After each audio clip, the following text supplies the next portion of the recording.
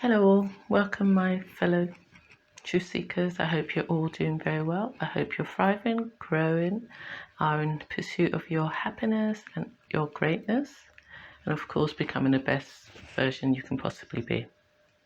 So today I wanted to talk about something I've been thinking about for a while now.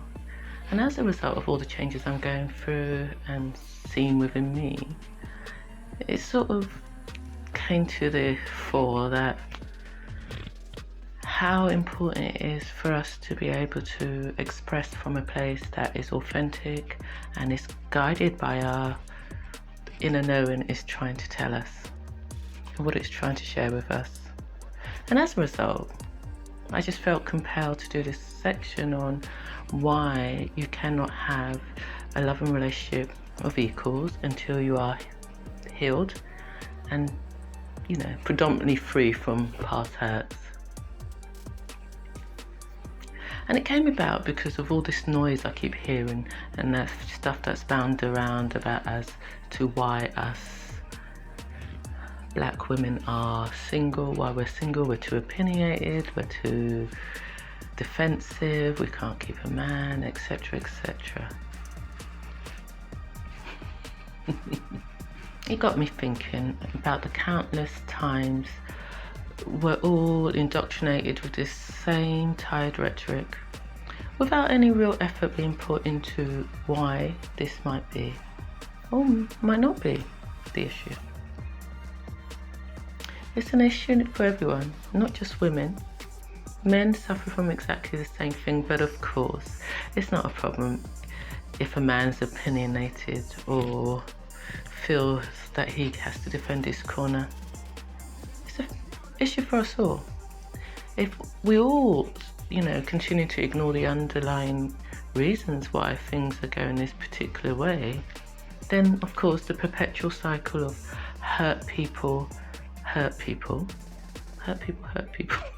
is going to continue.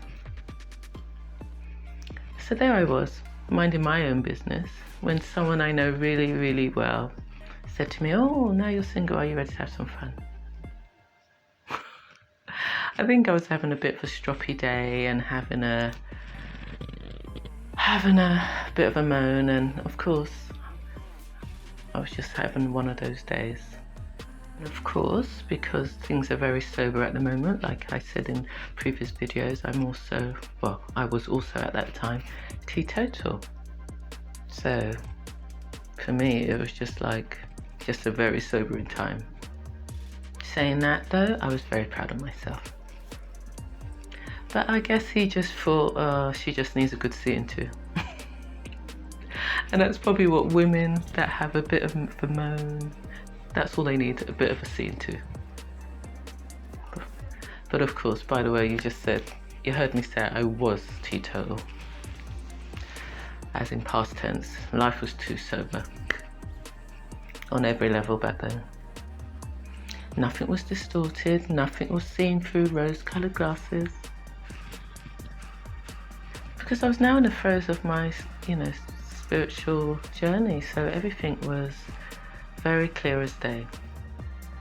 And on top of that, I've been really working on my spiritual gifts, and I was really getting the message that we shouldn't, as energy beings, just give our sexual energy out just to anybody. Because just like most things, it's a transfer of energies. So if you're having sexual experiences with someone that is of a lower vibration, somebody that might have like such a attachment, like an incubus, succubus energy, the transferring of your sexual energy is the highest and easiest way for that person to cipher your energy. And in some cases gain control over you. Therefore, it's really important for you to guard your energy, especially if you don't know anything about the person that you're encountering. So I guess on a subconscious level, this is probably why I just don't go there when it goes to casual encounters and all that stuff. I suppose I always knew for some reason it was more than just the act of,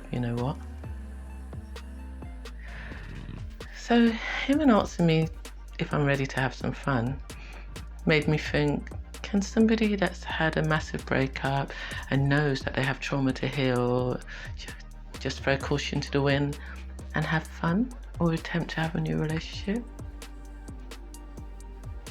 I know people don't refer to hookups and casual encounters as relationships, but how two or more people relate and communicate, I would say that is some form of relationship.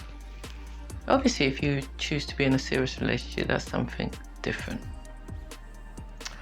I myself have a very sort of old school stance on relationship, hence the reason why I don't do casual hookups. I just don't see the point.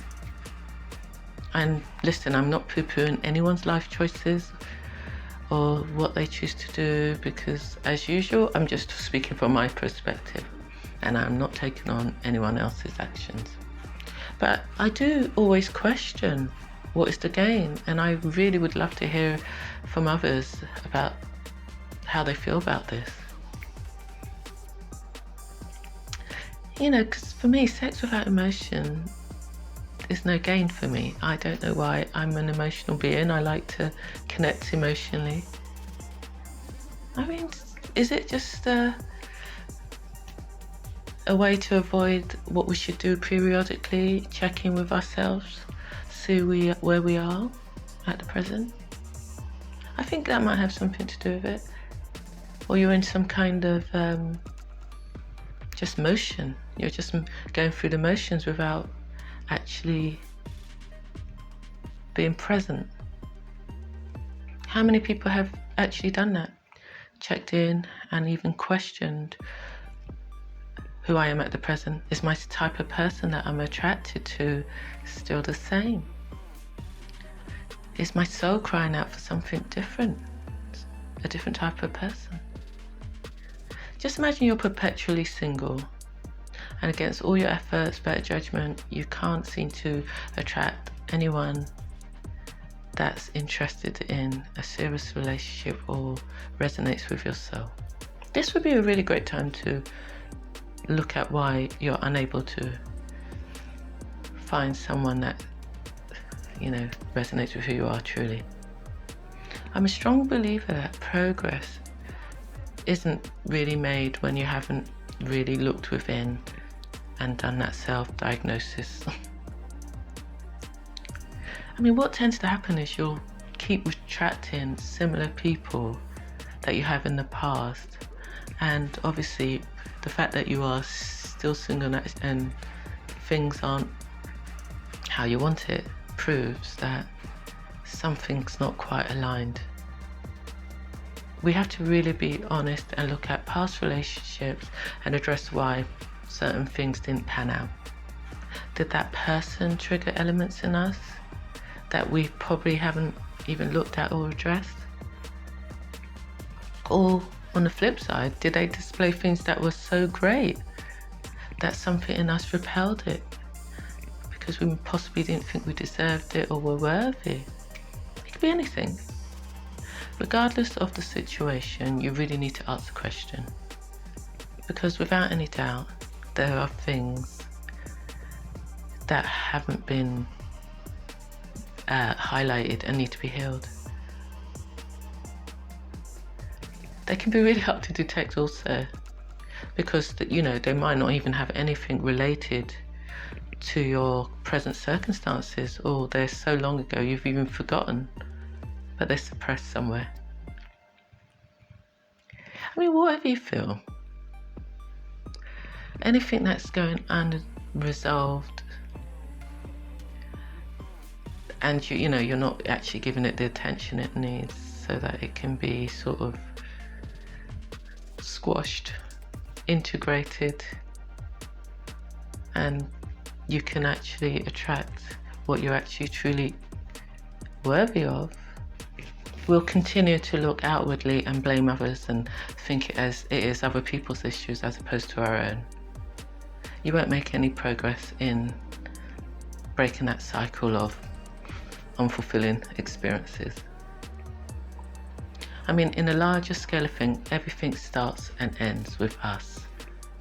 Once you do the work within, and you can target the things that need balancing or healing, and you can pinpoint where you're holding yourself back, excuse me, unintentionally.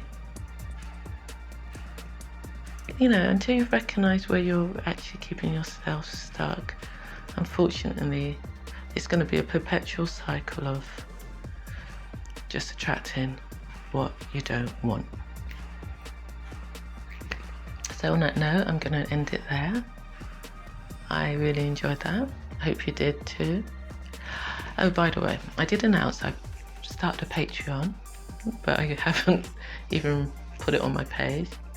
But I have created a Patreon page where I have extensions to all my videos, just sharing a bit more that I think needs to be said on the subject that I don't want to necessarily share on here on YouTube. And also just creating, you know, content specifically for my patrons. I'll put the link in the description box today anyway. So thank you for attending another one of my musings. I'm really grateful, and if you like, please do press the like button, subscribe, and of course come back for more of my musings.